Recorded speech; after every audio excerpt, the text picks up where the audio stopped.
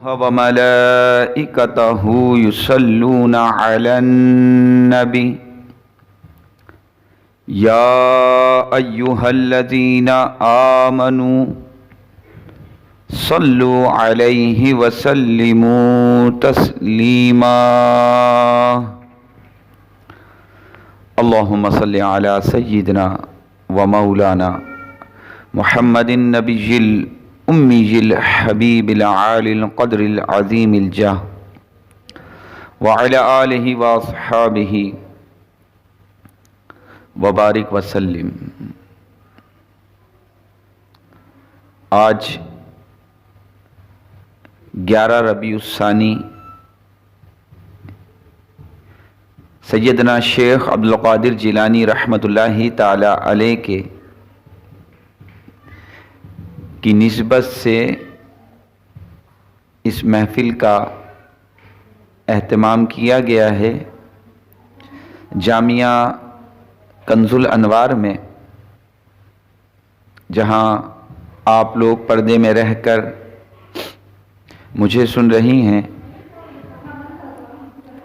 دیکھیں، یہ نظام قدرت ہے کہ ہر دور میں اور ہر جگہ کچھ بدبخت اللہ تعالیٰ کے دین کے خلاف سازشیں کرتے ہیں، انبیاء اکرام علیہم السلام کی تعلیمات کو مٹانے اور گمراہی پھیلانے کی کوشش کرتے ہیں، جبکہ ہر دور میں بعض خوش نصیب دین خداوندی کی خدمت اور حفاظت کرتے ہیں، دینی اقدار کو زندہ کرنے کی کوشش کرتے ہیں اور دین کے خلاف ہونے والی سازشوں کو ناکام بناتے ہیں۔ خدام دین کی ہمیشہ یہی کوشش ہوتی ہے کہ پوری دنیا میں دین اسلام دیگر ادیان پر غالب آ جائے، مگر ظاہر ہے کہ کوشش کے نتائج اتنے ہی حاصل ہوتے ہیں جتنے اللہ جل جلالہ چاہے۔ بعض حضرات کی کاوشوں میں اللہ تعالیٰ ایسی برکت پیدا فرماتا ہے کہ ان سے ایک ایسا فائدہ دنیا اور دینی دونوں ایسا فائدہ حاصل ہوتا ہے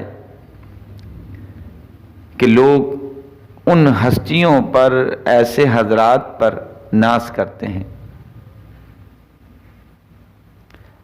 بلکہ کچھ ایسے بھی خوش نصیب ہوتے ہیں جو اپنی مقررہ زندگی گزار کر قبر میں چلے جاتے ہیں، مگر ان کے کارناموں کے فوائد امت بعد میں بھی حاصل کرتی رہتی ہے۔ دین اسلام اس دین کی نمایاں خدمات سر انجام دینے والی اعلی مرتبہ شخصیات میں ایک عظیم الشان نام غوث الثقلین محبوب سبحانی ابو محمد شیخ عبدالقادر جیلانی رحمۃ اللہ تعالی علیہ کا بھی ہے، جن کی بے پناہ خدمات پر خراج تحسین پیش کرتے ہوئے انہیں محی الدین کہا جاتا ہے۔ دینی اقدار کو زندہ کرنے کے لیے آپ نے جو کوششیں کیں، اللہ عز و جل نے ان میں ایسی برکت عطا کی کہ آپ کے دنیا سے جانے کے بعد بھی آپ کے ذریعے احیاء دین ہو رہا ہے۔ آپ نے خدمت دین کے لیے افراد کی ایک کھیپ تیار فرمائی اور نہایت وقی علمی کتابیں لکھیں، جن سے آج بھی امت رہنمائی حاصل کرتی ہے، بلکہ خود آپ رحمۃ اللہ علیہ کی روح پرفتح بھی اپنے روحانی تصرفات کے ذریعے احیاء دین کر رہی ہے۔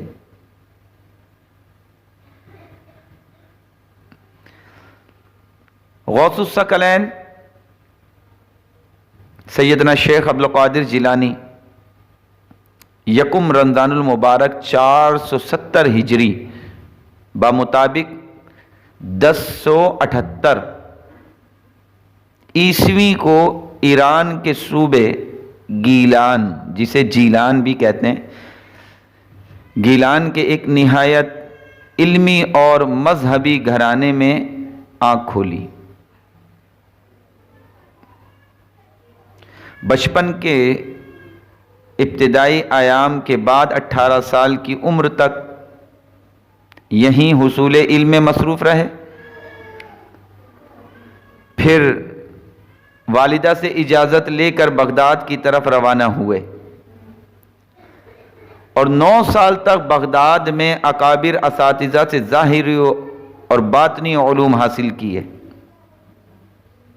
اس کے بعد 25 سال تک عراق کے مختلف جنگلوں، بیابانوں اور ویران مقامات پر عبادتوں، ریاضتوں اور مجاہدات میں مشغول رہ کر منازل سلوک طے کی۔ نبی صلی اللہ تعالی علیہ وسلم کے حکم عالی پر واعظ و نصیحت اور درس و تدریس کا سلسلہ شروع کیا اور 40 برس تک احیاء دین متین کا فریضہ سر انجام دیتے رہے اور بالآخر 561 ہجری بمطابق 1166 عیسوی کو 91 برس کی عمر شریف میں دار فانی سے دار بقا کی طرف آپ نے کوچ فرمایا۔ میں نے اپنے بیان کے شروع میں ایک آیت کی تلاوت کی، سورہ توبہ، یا ایھا الذین آمنوا اتقوا اللہ وَكُونُوا مَعَ الصَّادِقِينَ، اے ایمان والو اللہ سے ڈرو اور سچوں کے ساتھ ہو جاؤ۔ میں آج 11ویں شریف کے اس اجتماع میں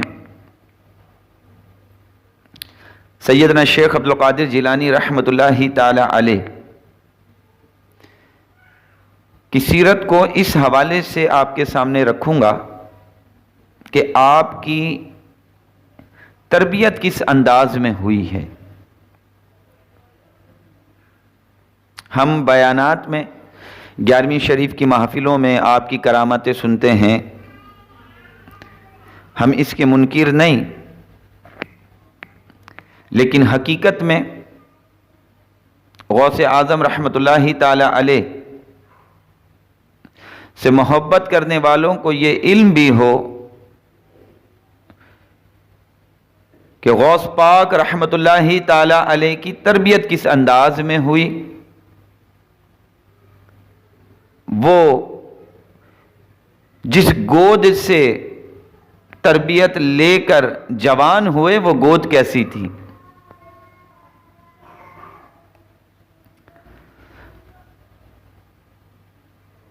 ہم جب تاریخ میں دیکھتے ہیں تو پتہ چلتا ہے کہ آپ والدہ کے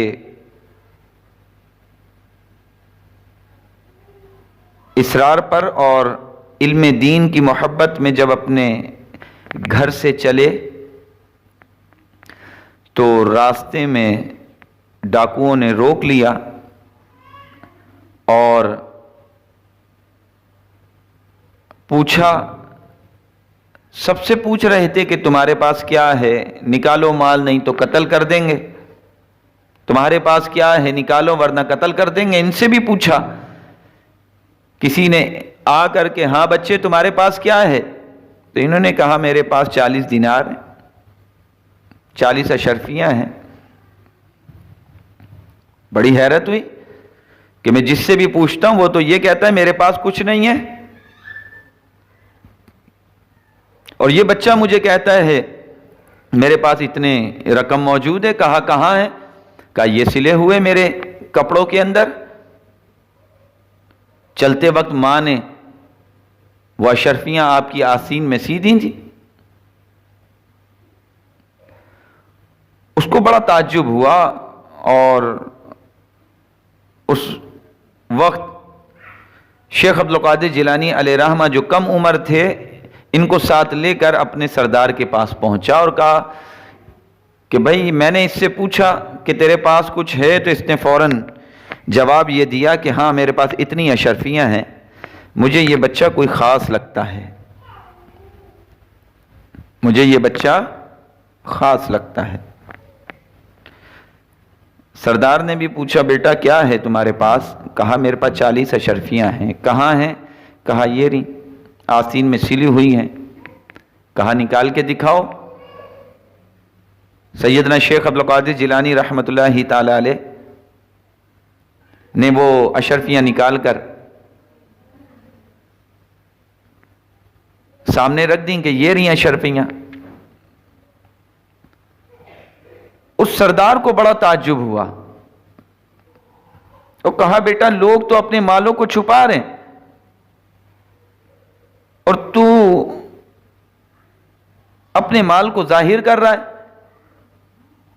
سیدنا شیخ عبد القادر جیلانی علیہ رحمہ نے فرمایا کہ میں جب گھر سے چل رہا تھا تو ماں نے یہ اشرفیاں تو مجھے کپڑوں میں سی کر دی تھیں، لیکن ساتھ یہ بھی کہا تھا کہ بیٹا میری ایک نصیحت ہے، اس نصیحت کے اوپر عمل کرنا، زندگی میں کبھی جھوٹ نہ بولنا، ہمیشہ سچ بولنا۔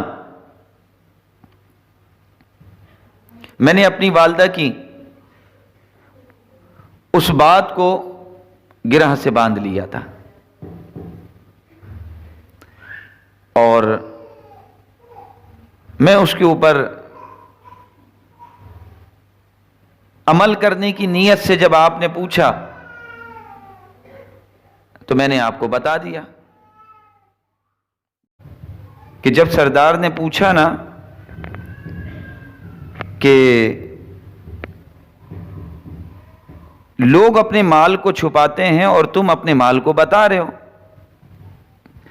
تو آپ نے فرمایا چلتے وقت ماں نے ایک بات کہی تھی کہ بیٹا جھوٹ نہیں بولنا، سچ بولنا ہمیشہ۔ یہی وجہ ہے کہ جب آپ نے مجھ سے پوچھا کہ کتنے تمہارے پاس پیسے ہیں، مال ہے، تو اپنی والدہ کی ہوئی نصیحت کو یاد رکھتے ہوئے میں نے آپ سے کہہ دیا کہ میرے پاس 40 اشرفیاں ہیں۔ یہ وہی ماں ہیں جن کا تقوی، جن کی ریاضت ایسی اعلیٰ تھی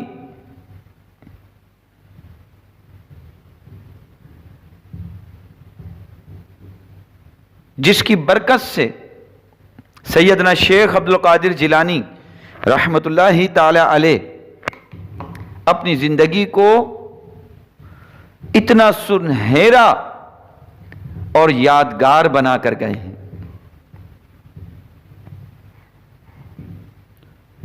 یہ وہی مائیں تھیں کہ جن کے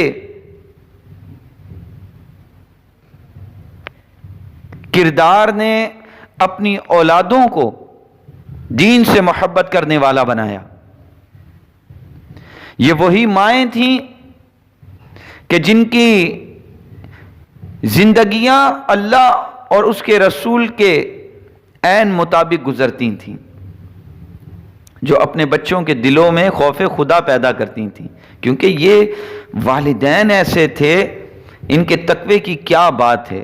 آپ کے والد گرامی کے بارے میں آتا ہے، ذرا سنیے توجہ سے، کہ وہ ایک مرتبہ نہر کے کنارے وضو کر رہے تھے تو پانی میں بہتا ہوا ایک سیب آ گیا، آپ نے اٹھا کر وہ سیب کھا لیا۔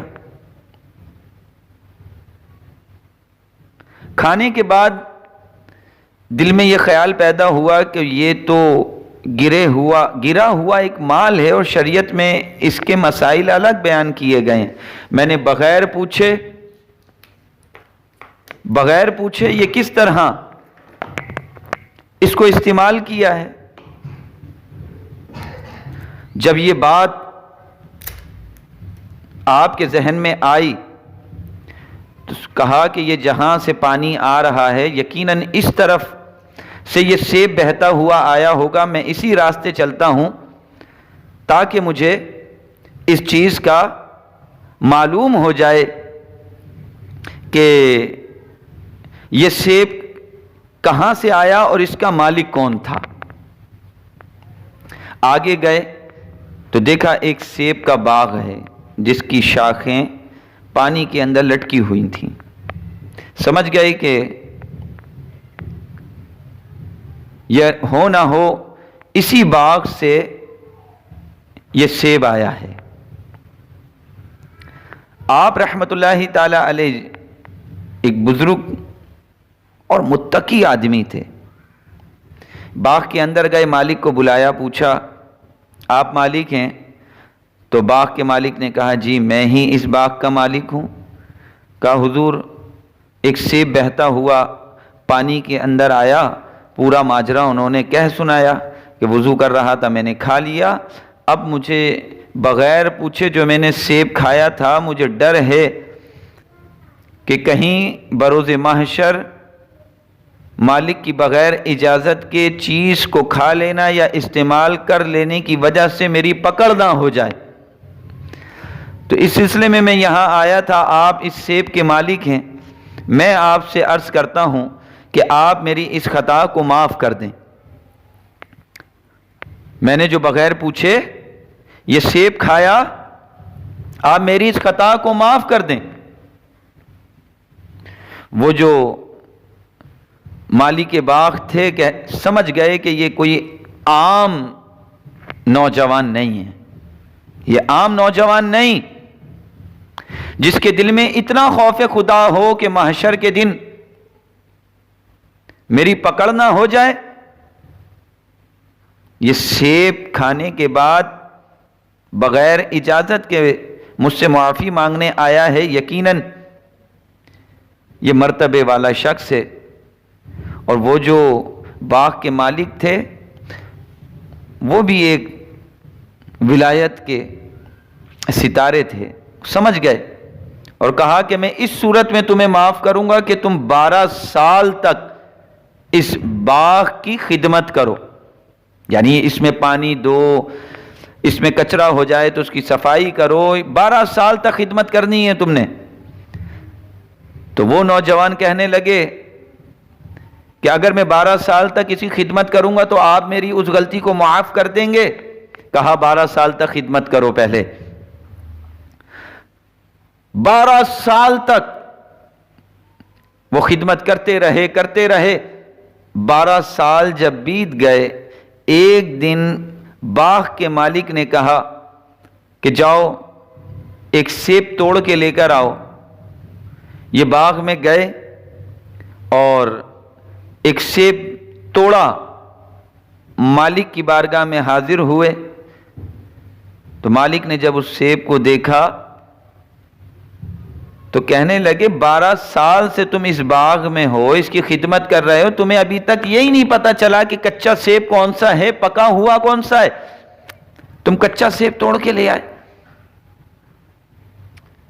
وہ کہنے لگے ایک مرتبہ بغیر پوچھے میں نے سیب کھایا، 12 سال کی سزا بھگت رہا ہوں.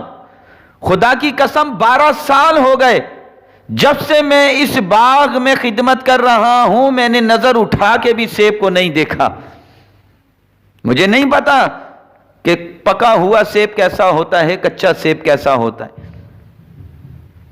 12 سال گزر گئے. شرط کے مطابق اب آپ میری خطا کو معاف کر دیں اور میں چاہتا ہوں کہ میں یہاں سے چلا جاؤں. باغ کا مالک کہنے لگا کہ ٹھیک ہے، ایک شرط اور ہے میری، اس کو پورا کر دو پھر میں آپ کو اجازت دے دوں گا. وہ نوجوان کہنے لگا کیا شرط ہے؟ تو باغ کا مالک کہتا ہے میری ایک بیٹی ہے، تمہیں اس سے نکاح کرنا پڑے گا، لیکن میں تمہیں بتا دوں وہ جو میری لڑکی ہے آنکھوں سے اندھی ہے، کانوں سے بہری ہے، زبان سے گونگی ہے، پاؤں سے معذور ہے، تمہیں اس سے نکاح کرنا پڑے گا، تب میں تمہیں معاف کر دوں گا۔ یہ نوجوان کہنے لگے اگر میں ان سے نکاح کر لوں تو پھر آپ میری خطا کو معاف کر دیں گے؟ کہا ہاں ہاں، خطا کو میں معاف کر دوں گا۔ نکاح کر دیا گیا۔ جب باغ کے مالک نے اپنے داماد کو یہ کہا کہ بیٹا جاؤ اپنے کمرے میں، تمہاری دلہن تمہارا انتظار کر رہی ہے، یہ نوجوان جب کمرے میں داخل ہوئے تو دیکھا صحیح الاعضاء کوئی خاتون بیٹھی ہوئی ہیں۔ ان کے دروازہ کھولنے پر اس نے گردن گھما کر بھی دیکھا تو پتہ چلا کہ کان سلامت ہیں، بیٹھی ہوئی ہے۔ اس کا مطلب ہے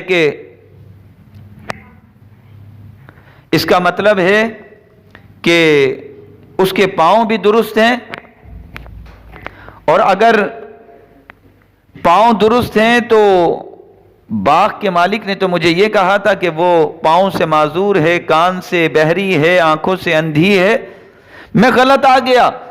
یہ دیکھ کر وہ ایک دم پلٹے بھاگے تو چوکھٹ پر آپ کا ماتھا لگا، جس کی وجہ سے آپ کو ایک معمولی چوٹ بھی لگ گئی۔ باہر آئے، باغ کا مالک باہر ہی تھا، جو آپ کے سسر بھی بن گئے تھے، کہنے لگے حضور ایک سیب کھایا تھا جس کی غلطی میں 12 سال گزار دیے، شاید میں غلطی سے کسی اور کمرے میں چلا گیا، وہاں تو جو خاتون ہیں وہ تو صحیح الاعضاء ہیں۔ تو سسر صاحب کہنے لگے بیٹا وہ جو صحیح الاعضاء خاتون ہے نا وہی تمہاری زوجہ ہیں، ان سے ہی میں نے تمہارا نکاح کیا، وہی میری بیٹی ہے۔ تو یہ نوجوان کہنے لگے آپ نے تو کہا تھا کہ ایسا ایسا معاملہ ہے۔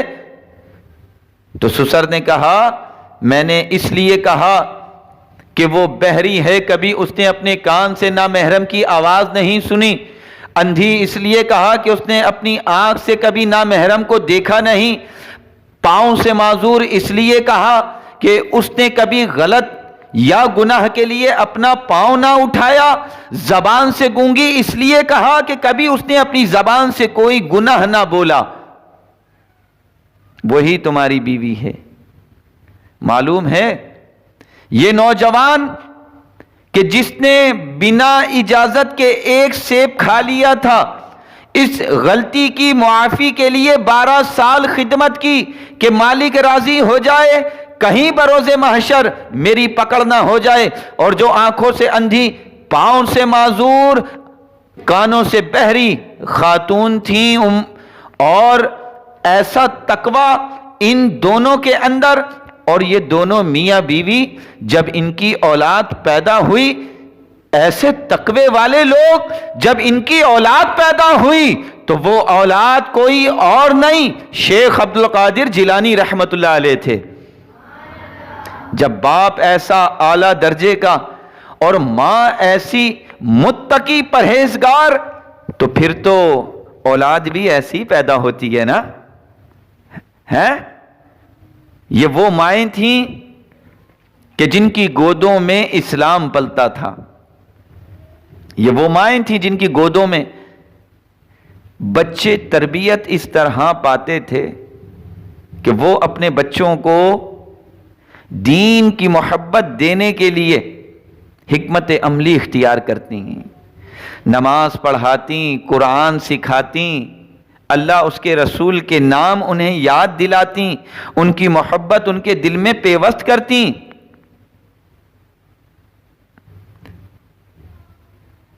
وہ آپ نے واقعہ نہیں سنا بابا فرید گنج شکر کا کہ ان کی والدہ محترمہ اپنے بچے کو تلقین کرتی ہیں، بیٹا نماز پڑھا کرو، نماز اللہ تبارک و تعالی نے ہم پر فرض کی ہے۔ چھوٹے سے تھے بابا فرید، توجہ رکھیے بیان پہ، بابا فرید چھوٹے سے تھے، ماں نے کہا بیٹا نماز پڑھا کرو، تو بابا فرید کہنے لگے امی جان میں نماز پڑھوں گا تو پھر اس کا انعام کیا ملے گا؟ ماں نے کہا بیٹا تم نماز پڑھو، اس کی برکت سے تمہیں روزانہ شکر ملا کرے گی۔ بابا فرید شکر بڑے شوق سے کھاتے تھے، شکر بڑی پسند تھی۔ اب جب بابا فرید نماز پڑھتے تو ماں چپکے سے جا کر جائے نماز کے نیچے شکر کی پڑیا ایک رکھ دیا کرتی تھیں۔ جب آپ سلام پھیر لیتے، نماز پڑھ لیتے تو جائے نماز کو ہٹاتے تو شکر کی پڑیا نکلتی اور آپ وہ شکر خوشی خوشی کھا لیتے کہ یہ تو بڑا اچھا صلہ ہے، بس نماز پڑھو اور شکر مل جاتی ہے۔ روزانہ ایسا ہوتا، ایک دن ایسا ہو گیا کہ بابا فرید کی والدہ کسی کام سے کہیں چلی گئیں اور آنے میں دیر ہو گئی، یہاں نماز کا وقت ہوا، اب پریشان ہیں کہ روزانہ میرا بیٹا فرید نماز پڑھتا ہے، میں اس کی جائے نماز کے نیچے شکر رکھ دیتی ہوں، میں آج گھر پہ نہیں، نماز کا وقت ہو گیا ہے، میرے بیٹے نے یقیناً وضو کر کے جائے نماز بچھائی ہوگی اور اس کے اوپر نماز کے لیے کھڑا ہو گیا ہوگا، میں گھر پہ نہیں ہوں۔ روزانہ جب نماز کے بعد سلام پھیرتا ہے، جائے نماز کے نیچے سے شکر مل جاتی ہے۔ ماں بڑی پریشان ہو رہی تھیں، اللہ کی بارگاہ میں ہاتھ اٹھا دیے، مالک تو قدیر ہے، تو قادر ہے، روزانہ میں اپنے بیٹے کو تیرے پاس لانے کے لیے یہ حکمت عملی اختیار کرتی تھی مولا کہ وہ نماز سے محبت کرنے لگے، میں اس کی جائے نماز کے نیچے شکر رکھ دیتی تھی، آج میں وہاں نہیں ہوں، دیکھ مالک میں نے پوری کوشش کی اپنے بچے کو تیری بارگاہ تک لانے کے لیے، آج میں وہاں نہیں ہوں۔ اس کی جو ایک تمنا ہے کہ نماز کے بعد شکر مل جاتی ہے، مالک اگر آج اس نے سلام پھیرا جائے نماز کے نیچے سے شکر نہ ملی، الہ العالمین میری لاش تیرے ہاتھ ہے۔ یہ ادھر دعا کر رہی ہیں، نماز کا وقت ہوا اور چلا گیا ہے، گھر پہنچی، بیٹے کو آواز دی، فرید۔ بابا فرید دوڑتے ہوئے آئے، جی امی جان نماز پڑھی؟ جی امی جان نماز پڑھی، لیکن جیسی کہا نا لیکن، ان کا دل ایک دم بیٹھ گیا، لیکن کہیں ایسا تو نہیں اس کا دل اس نے جائے نماز ہٹائی ہو، شکر نہ ملی ہو؟ بچے نے کہا ماں روزانہ جائے نماز کے نیچے سے جو پڑیا شکر کی نکلتی ہے نا، میں روزانہ کھاتا ہوں۔ امی جان آج جو جائے نماز کے نیچے سے شکر کی پڑیا نکلی، روزانہ جو ذائقہ ہوتا ہے آج تو اس کا ذائقہ بہت ہی اعلیٰ تھا۔ ماں کی آنکھوں سے آنسو آ گئے، کہنے لگی بیٹا روزانہ تیری ماں شکر رکھتی تھی، آج اس کے رب نے تیری جائے نماز کے نیچے شکر رکھی ہے، اس کا ذائقہ کیوں نہیں اعلیٰ ہوگا؟ یہ وہ مائیں تھیں جو اپنے بچوں کو دین کے قریب لاتی تھیں۔ ایک وہ بچہ کہ گھر سے نکلا، ماں نے کہا بیٹا جھوٹ نہ بولنا، گرہ سے باندھ لیا کہ جھوٹ نہیں بولنا ہے۔ وہ قافلے والے کہتے ہیں، ان کا سردار کہتا ہے کہ تو کتنا اعلیٰ بیٹا ہے کہ ماں نے ایک بار کہا کہ سچ بولنا، تو اپنے ماں کے عہد کو توڑتا نہیں۔ ہم کیسے لوگ ہیں کہ روزانہ اللہ کے عہد کو توڑتے ہیں، روزانہ اللہ کے عہد کو توڑتے ہیں۔ پورے قافلے والوں نے شیخ عبد القادر جیلانی رحمت اللہ تعالی علیہ کے ہاتھ پر توبہ کی۔